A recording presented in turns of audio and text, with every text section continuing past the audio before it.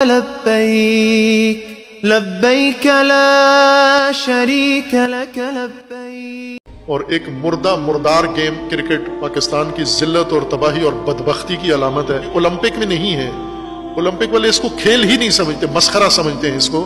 اور کوئی یورپی ملک انگلینڈ کے علاوہ کرکٹ نہیں کھیلتا، ایک مغربی ملک کھیلتا ہے انگلینڈ، اور باقی انگلینڈ کے نوکر ہیں سارے۔ یہ غلام ملکوں کا کھیل ہے، غلامی کا کھیل ہے، ذلت کا کھیل ہے۔